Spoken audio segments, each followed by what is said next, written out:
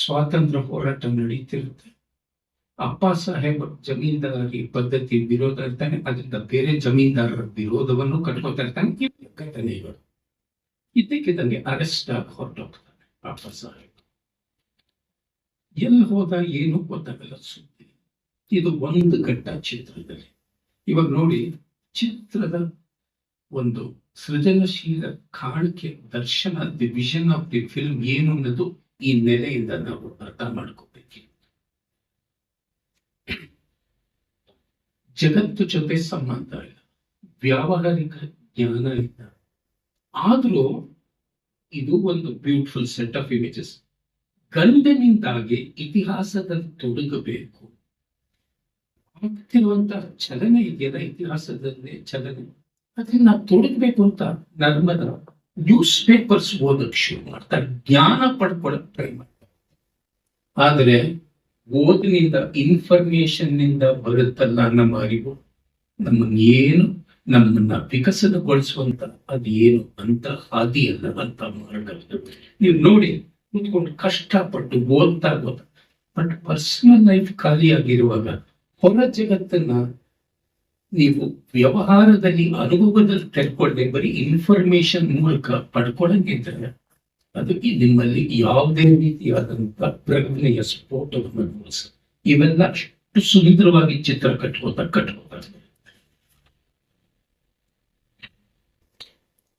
ಹಂತಗಳಲ್ಲಿ ನೋಡಿ. ಅಪ್ಪ ಸಾಹೇಬ್ ಹೊರಟೋಗ್ತಾನೆ. ಕಥೆಯ ಇನ್ನೊಂದು ಮಜಲು ಹೇಳ್ತೀನಿ. ಅಪ್ಪ ಸಾಹೇಬ್ಗೆ ಮದುವೆಯವರೆಗೆ ಇನ್ನೊಂದು ಸಂಬಂಧ ಇರುತ್ತೆ. ಬ್ರಾಹ್ಮಣನಲ್ಲದ ಚಂದ್ರಿಯ ಜೊತೆ ಒಂದು ಸಂಬಂಧ ಇರುತ್ತೆ, ಒಂದು ಹೆಣ್ಣು ಮಗುನು ಆಗಿರುತ್ತೆ. ಸೊ ಹೊರಗಿನ ಸಂಬಂಧ ಇವಾಗ ನೋಡಿ, ಜಾತಿಯ ವ್ಯವಸ್ಥೆ, ಸಾಮಾಜಿಕ ನಿಯಮಗಳನ್ನ ಉಲ್ಲಂಘನೆ ಮಾಡುವ ಹಂತಕ್ಕೆ ನಾವು ತರಿಸಬೇಕಂತ. ವಿಚಿತ್ರ ಏನು ಅಂದ್ರೆ, ಇವ್ರಿಗೆ ಮಕ್ಕಳಿಲ್ಲದೆ ಇರೋದ್ರಿಂದ ನರ್ಮದಾ ಮತ್ತು ಅಪ್ಪ ಸಾಹೇಬ್ ಮಗುನ ದತ್ತು ತಗೊಂಡಿರ್ತಾರೆ. ವೆಂಕೋಬ ಅಂತ ಇರ್ತಾನೆ, ಬಹಳ ಹತ್ತಿರದ ಸಂಬಂಧಿ. ಅವನ ಮಗು ನಾಣಿಯನ್ನ ದತ್ತು ತಗೊಂಡ.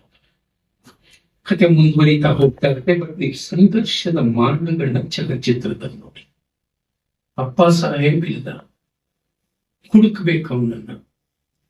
ಇದ್ರ ನಡುವೆ ಚಿತ್ರದಲ್ಲಿ ಅನೇಕ ವರ್ಷಗಳು ಕಳೆದಿರುತ್ತೆ.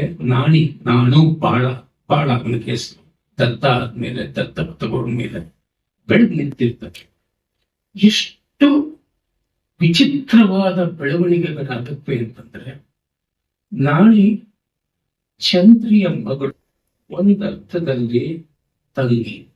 ಯಾಕೆಂದ್ರೆ ಅಪ್ಪ ಸಾಹೇಬನ ಮಗಳು. ಮದುವೆಯ ಹೊರಗಿನ ಸಂಬಂಧ, ಜಾತಿಯ ಪ್ರಶ್ನೆ ಬರುತ್ತೆ ಸೂಕ್ಷ್ಮವಾಗಿ. ಇದು ಜಾತಿಯ ಕಲಹದ ಚಿತ್ರ, ಅದನ್ನ ಮೀರುವ ಚಿತ್ರ. ಆ ರೀತಿಯಾದಂತ ಕಾಣಿಕೆ, ದರ್ಶನ ನೀವು ಕಾಣ್ಬೋದು.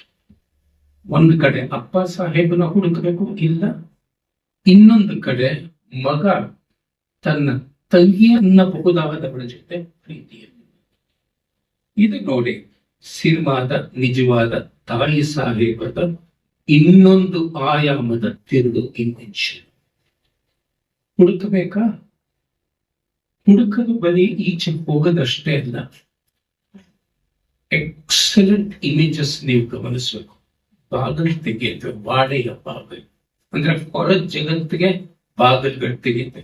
ಚಂದ್ರಿಯ ಕೈ ಹಿಡ್ಕೊಂಡು ಲೋಕವನ್ನ ಕಾಣದೇ ಇರುವಂತಹ ತಾಯಿ ಸಾಹೇಬ ನರ್ಮದ ಹೊರತು ಆ ಕ್ಷಣದಲ್ಲಿ ಲೋಕ ಸ್ಪರ್ಶ ಅವಳದಾಗುತ್ತೆ, ಲೋಕ ದರ್ಶನ ಪಡ್ಕೋತಾಳೆ. ಜಾತಿಯನ್ನ ಮೀರಿ ತನ್ನ ಗಂಡನ ಇಟ್ಟುಕೊಂಡವಳು ಅಂತ ಕರೆಯುವುದಾದ್ರೆ ಮಿಸ್ಟ್ರೆಸ್, ಅವಳ ಜೊತೆ ಒಂದು ಸಾಲಿಡ್ಯಾರಿಟಿ, ಒಂದು ಸಂಬಂಧವನ್ನ ಕಲ್ಪಿಸ್ಕೊತಾಳೆ. ಯಾವ ಜ್ಞಾನ ಇಲ್ಲ, ಯಾವ ಮೀಮಾಂಸೆ ಇಲ್ಲ, ತನ್ನ ಅನುಭವದ ಶಕ್ತಿಯನ್ನ ಧಾರೆ ಎರೆದು ತನ್ನ ಕಟ್ಪಾಡುಗಳಿದೆಯಲ್ಲ, ವಾಡೆ ಅನ್ನೋದು ಜೈಲನ್ನಂಗಿದ್ರೆ ಅದನ್ನ ಮೀರಿ ಲೋಕಕ್ಕೆ ಕಾಲಿಡ್ತಾಳೆ. ಇದು ಲೋಕಕ್ಕೆ ನಡೆಯುವಂತಹ ಯಾತ್ರೆ. ಈ ಲೋಕಕ್ಕೆ ಕಾಲಿಟ್ಟಾಗ ಅದಕ್ಕೆ ಬೇಕಾದಂತಹ ಧೀಮಂತಿಕೆ ಅವಳು ತನ್ನ ಅನುಭವದ ನೆಲೆಯಲ್ಲೇ ಧೀಮಂತಿಕೆ ಪಡ್ಕೊ. ಓದದವಳಲ್ಲ, ಯಾವ ಥಿಯರಿ ಐಡಿಯಾಲಜಿ ಮಾತಾಡಿದಂತ ವಿಂಗ್ಸಲ್ಲ, ಇದ್ದಕ್ಕಿದ್ದಲ್ಲಿ ಅವಳ ಪ್ರಜ್ಞೆ ವಿಕಸನಗೊಂಡು ಸಹಜವಾಗಿ ಸ್ವಾಭಾವಿಕವಾಗಿ ಯಾವುದೇ ಒತ್ತಡ ಇಲ್ಲದೆ ತನ್ನ ಅಂತರಂಗದ ಬಯಕೆಗಳ ಮೂಲಕ ಅವರು ಲೋಕವನ್ನು ಪ್ರವೇಶ ಚಂದ್ರಿ ಜೊತೆ ಹೋಗ್ತಾರೆ. ಇದು ಒಂದು. ಎರಡನೇ ಭಾಗದಲ್ಲಿ ಸಾಮಾಜಿಕ ಕಟ್ಟಡ ಇದೆ. ತಂಗಿನ ಮದುವೆ ಆಗಂತ ಬಾಳ ತನ್ನ ಮಗ ದತ್ತು ಪುತ್ರ. ಎಂತ ಅಗಾಧವಾದ ಕಥೆ. ಯಾವ ಕಾಲದ ಸ್ವಾತಂತ್ರ್ಯ ಬಂದ ಕೆಲವು ವರ್ಷಗಳ ನಂತರದ ಕಥೆ ಇವು. ಲೋಕವನ್ನು ಧಿಕ್ಕರಿಸುವಂತಹ, ನಾವು ನಂಬಕ್ಕೆ ಸಾಧ್ಯವಿಲ್ಲದೆ ಇರುವಂತಹ ಒಂದು ಪ್ರಚಂಡವಾದಂತಹ ಧೀಮಂತಿಕೆಯನ್ನ ತಾಯಿ ಸಾಹೇಬ ತೋರ್ತಾರೆ. ಅಂದ್ರೆ ನಾಣಿಗೆ ಒಂದು ಪ್ರೀತಿ ಅನ್ನೋದಿದ್ರೆ ತಾನು ಅವನ ಬಿಡುಗಡೆಯನ್ನ ಅವನು ಕೊಟ್ಟಬೇಕು, ಸ್ವಾತಂತ್ರ್ಯವನ್ನು ಕೊಡಬೇಕು, ಟು ಲಿಬರೇಟ್ ಹಿಮ್. ಏಕಕಾಲದಲ್ಲಿ ಇತಿಹಾಸವನ್ನ ಪ್ರವೇಶ ಮಾಡ್ತಾಳೆ, ತನ್ನ ಜಾತಿಯನ್ನ ಮೀರುತ್ತಾಳೆ. ನಾವು ಹೇಳ್ಕೊಂಡಿರ್ತೀವಲ್ಲ, ಮಾನ ಮರ್ಯಾದೆಯ ಪ್ರಶ್ನೆಯನ್ನ, ಅದು ಗೌಣವಾಗುತ್ತೆ. ಅವಳು ಮಗನಿಗೆ ಬೇಕಿರುವಂತಹ, ಮಗನ ಆಸೆಯನ್ನ ಪೂರೈಸುವಂತಹ, ತನ್ನ ಬದುಕಿನಲ್ಲಿ ಯಾವ ಆಸೆಯನ್ನು ಪೂರೈಸಿಕೊಳ್ಳದೆ ಇರುವಂತಹವಳು ಅವನಿಗೆ ಎಲ್ಲವನ್ನು ತಾರೆ. ಆ ಕ್ಷಣದಲ್ಲಿ ಅವಳು ತಾಯಿ ಸಾಹೇಬ ಆಗಲ್ಲ, ಅವಳು ಆಯಿ ಆಗ್ತಾಳೆ. ತಾಯಿ ಅವನು ಆಯಿ ಅಂತ ಕರೀತಾನೆ. ತಾಯಿ ಸಾಹೇಬ ಅನ್ನೋದು ಒಂದು ಟೈಟಲ್, ಎಂಟೈಟಲ್ಮೆಂಟ್. ಅದು ಸಮಾಜದಿಂದ ದಕ್ಕುವಂತ ಅಸ್ಮಿತೆ. ಆದ್ರೆ ಒಂದು ತ್ಯಾಗ ಮಾಡಿ ಧೀಮಂತಿಕೆಯಿಂದ ಮಗನಿಗೆ ಬಿಡುಗಡೆ ಕೊಟ್ಟಾಗ ಸಾಮಾಜಿಕ ಅಸ್ಮಿತೆಯಿಂದ ತಾಯಿ ಆಗುವ ಒಂದು ಅಸ್ಮಿತೆಯನ್ನ ಪಡೆದ. ಇದು ಸಾಹಸದ ಕಥೆ, ಧೀಮಂತಿಕೆಯ ಕಥೆ. ನೀವು ಇಡೀ ಚಿತ್ರವನ್ನು ನೋಡ್ತಾ ಇದ್ರೆ ಕಥೆ ಆ ಘಟನಾವಳಿ ಹೋಗ್ತಿದ್ದಂಗೆ ಅದಕ್ಕೆ ಪೂರಕವಾದಂತ ಅದ್ಭುತವಾದಂತ ರೂಪಕಗಳು ಮತ್ತೆ ಪ್ರತಿಮೆಗಳನ್ನ ನೀವು ನೋಡ್ತಾ ಹೋಗ್ಬೋದು. ಮುಂದೆ ಏನಾಗುತ್ತೆ, ಅವಳು ಆ ದತ್ತಕವನ್ನ ಕ್ಯಾನ್ಸಲ್ ಮಾಡಕ್ ನೋಡ್ತಾ, ಇವೆಲ್ಲ ಟೆಕ್ನಿಕಲ್ ಡೀಟೇಲ್ಸ್. ಆದ್ರೆ ಒಂದು ಹೆಣ್ಣಿನ ಜೊತೆ ತನ್ನ ಸವತಿ ನಾವು ಬಳಸಬಹುದಾದ್ರೆ ಅವಳ ಜೊತೆ ಕೂಡಿಕೊಂಡು ತನ್ನ ಇಡೀ ಭೂತವಿದೆಯಲ್ಲ, ಭೂತವನ್ನ ಕಳಚಾಕಿ ಹೊಸದಾದಂತ ಒಂದು ಅಸ್ಮಿತೆಯನ್ನ, ಬದುಕನ್ನ, ಪುನರ್ಜನ್ಮವನ್ನ ಕಟ್ಕೋತಾಳ. ಇದು ತಾಯಿ ಸಾಹೇಬಳ ಕಥೆ. ಇಡೀ ಒಂದು ವ್ಯವಸ್ಥೆ ವಿರುದ್ಧ ಮೌನವಾಗಿ ಅಂತರಂಗದಲ್ಲಿ ತನ್ನ ಬೇರೆ ಒಂದು ಕನಸನ್ನ, ದರ್ಶನವನ್ನ ಪಡೆದುಕೊಳ್ಳುವಂತಹ, ಗಲಾಟೆ ಇಲ್ಲದೆ ನಿಶಬ್ದವಾಗಿ ಪಡೆದುಕೊಳ್ಳುವ ಇನ್ನೊಂದು ಪುನರ್ಜನ್ಮದ ಕಥೆಯೂ ಹೌದು. ಹೊಸ ಅಸ್ಮಿತೆಯನ್ನು ಪಡೆದುಕೊಳ್ಳುವಂತ. ಇಷ್ಟನ್ನೂ ಇಡೀ ಚಿತ್ರ ನಮಗೆ ಒಂದು ನಿಶಬ್ದ ಸ್ಥಿತಿಯಲ್ಲಿ, ಈ ಚಿತ್ರವನ್ನು ನೋಡಿ ಒಂದು ರೀತಿಯಾದಂತ ಎಷ್ಟು ವಿಜುವಲಿ ಪವರ್ಫುಲ್ಲೋ, ರೆಟರಿಕ್ ಇಲ್ಲದೆ ಇರುವ, ಅಂದ್ರೆ ಭಾಷೆಯ ಉತ್ಪ್ರೇಕ್ಷೆ ಇಲ್ಲದೆ ಇರುವ ರೆಸ್ಟ್ರೇಂಟ್ ಅಂತ ಸಹನೆಯಿಂದ ಇಷ್ಟನ್ನು ಅನಾವರಣ ಮಾಡುವಂತ. ಸೊ ನಾವು ನೋಡಂಗಿದ್ರೆ ಈ ಅನುಭವ ಅನ್ನೋದೇನು, ಅನುಭವದ ಮೂಲಕ ನಾವು ಏನೇನು ಗೆದ್ಕೋತೀವಿ, ಏನೇನು ದಾಟ್ತೀವಿ. ಕೊನೆಯಲ್ಲಿ ಹೇಳಬೇಕಾದ್ರೆ ಇತಿಹಾಸದ ಕಟ್ಟಳೆಗಳಿರುತ್ತವಲ್ಲ, ಸಮಾಜದ ರೂಲ್ಸ್ ಗಳಿರುತ್ತವಲ್ಲ, ನಿಯಮಗಳನ್ನ, ಇದು ನಿಜವಾದ ಒಂದು ಪ್ರಜ್ಞೆಯ ಧೀಮಂತಿಕೆ. ಆ ಪ್ರಜ್ಞೆಯ ಧೀಮಂತಿಕೆ ಬರೆದು ನಾನು ನನ್ನ ಅನುಭವವನ್ನು ಗೌರವಿಸಿದಾಗ ಅನುಭವಕ್ಕೆ ಬೆಲೆ ಕಟ್ಟ. ಎಷ್ಟೋ ಸತಿ ಸೈದ್ಧಾಂತಿಕವಾಗಿ ಮಾತಾಡೋರು, ತಾತ್ವಿಕವಾಗಿ ಮಾತಾಡೋರು 3 ಹೆಜ್ಜೆ ಹಿಂದೆ ಹೋಗಿ 20 ಹೆಜ್ಜೆ ಹಿಂದೆ ವಾಪಸ್. ನೀವು ನೋಡಂಗಿದ್ರೆ ಸ್ತ್ರೀವಾದಿ ಕಥೆ ಅಂತ ಹೇಳಂಗಿದ್ರೆ, ಸ್ತ್ರೀ ಅನುಭವದ ಮೂಲಕ ಒಂದು ಉಲ್ಲಂಘನೆಯನ್ನು ಮಾಡುವಂತ, ಟ್ರಾನ್ಸ್ಗ್ರೆಷನ್ ಅಂದ್ರೆ ಎಲ್ಲ ನಿಯಮಗಳನ್ನ, ಕಟ್ಟಳೆಗಳನ್ನ ಮೀರುವಂತ ಉಲ್ಲಂಘನೆ.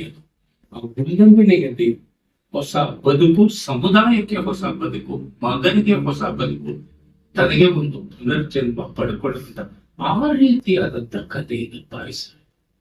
ಟೈಟಲ್ ತಾಯಿ ಸಾಹೇಬ ಇರ್ಬೋದು, ಆದ್ರೆ ಇದು ತಾಯಿ ಸಾಹೇಬರ ಮೆಟಮಾರ್ಫೋಸಿಸ್, ರೂಪಾಂತರದ ಕಥೆ. ಸಾಮಾಜಿಕ ಅಸ್ಮಿತೆಯನ್ನ ಬಿಟ್ಟುಕೊಟ್ಟು ಅದಕ್ಕೆ ಎಂತ ಧೈರ್ಯ, ಸಾಹಸ ಬೇಕು ಅಂತಂದ್ರೆ ಆ ಧೀಮಂತಿಕೆಯನ್ನ ತೋರಿ ತಾಯಿ ಸಾಹೇಬ ಬರೀ ತಾಯಿ ಆಯಿ ಆಗುವ ಕಥೆಯು ಕೂಡ. ಇದು ಇಷ್ಟನ್ನ ಎಷ್ಟು ನೀವು ನೋಡಿದ್ರೆ the only word that you can use is that poise, control, restraint. ಅಂದರೆ ಒಂದು ಹೆಣ್ಣು ಇನ್ನೊಂದು ಜನ್ಮವನ್ನ ಪುನರ್ಜನ್ಮ ಪಡೆಯುವ ಕಥೆ ಇರುವುದು. ಇದು ಶಂಕರ್ ಗುರು ಮಾಡಿದಂತ ಜೈಮಲಾರ್ ಅವರ ಹೊಸ ಸ್ಮೃತಿಯ ಕಥೆಯು ಹೌದು. ಗುಲಾಬಿ ಟಾಕೀಸ್ರು ಮಾಡಿದಂತ ನಮ್ಮ ಉಮಾಶ್ರೀ ಅವರ ಕಥೆಯು. ಇದರೆಲ್ಲ ಇದರದೇ ಅವರ ಪರ್ಸನಲ್ ಇಟ್ಕೋಬೇಕು. ಇದು ಇವರ ಹೊಸ ಒಂದು ಅವತಾರವು ಹೊಸ. ಇವೆರಡು ಮಾಡಿದ ಗಿರೀಶ್ ನಿಮ್ಗೆ ನಾವು ಇವತ್ತು ಹೊಚ್ಚಿರೋದು.